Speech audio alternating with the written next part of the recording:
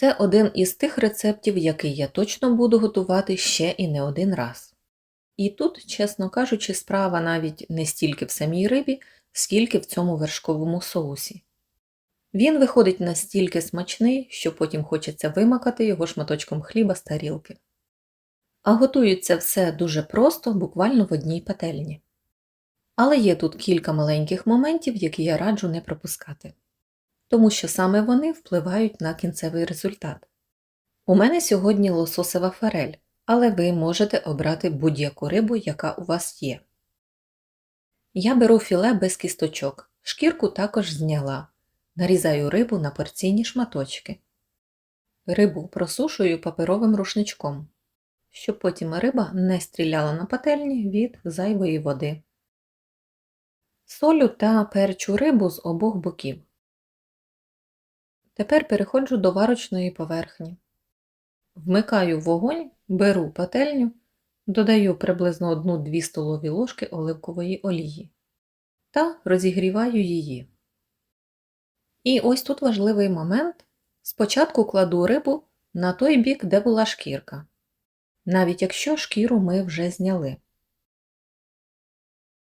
Обсмажую рибу з двох боків до легкої золотавої скоринки. Не потрібно зараз доводити рибу до повної готовності. Вона ще буде тушкуватися в соусі, тому головне на цьому етапі дати їй гарний смак і легку скоринку. І ще один нюанс – не треба постійно перевертати рибу з бока на бік, інакше вона може порозпадатися, а нам цього не потрібно. Готову рибу поки що перекладаю на тарілку.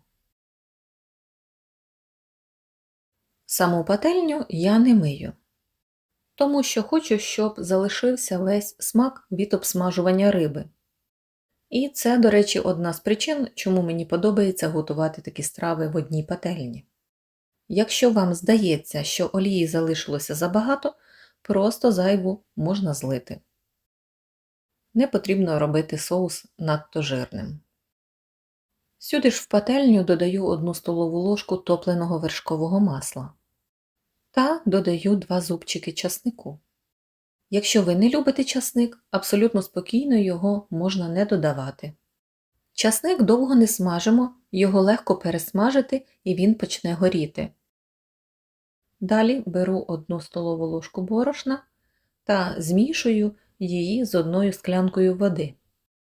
Добре перемішую, щоб не залишилося грудочок, і вливаю цю суміш до часнику.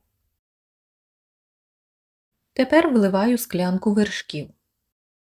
Вершки обирайте будь-якої жирності, якої вам подобається. Додаю трішки солі. І ще для аромату я додаю сир Grana Padano. Сир зробить соус більш насиченим, додасть йому приємної сирної нотки і такої кремової текстури. Все добре перемішую. Тепер повертаю в пательню нашу обсмажену рибу. Викладаю шматочки прямо в соус. На початку соус може здатися вам досить рідким, але не переживайте, під час нагрівання борошно зробить свою роботу. І тут вже довго готувати рибу не потрібно, тому що риба частково приготувалася під час обсмажування. Накриваю кришкою і залишаю приблизно на 5 хвилин на невеличкому вогні. Минуло 5 хвилин, риба дійшла до готовності, а соус став густішим. От і все, наша риба готова. А подивіться, який соус виходить. Густий, вершковий, з легкою сирною ноткою. А сама риба залишається ніжною та соковитою. Я дуже люблю саме такі експрес-рецепти. Саме за те, що можна готувати все в одній пательні і немає гори посуду.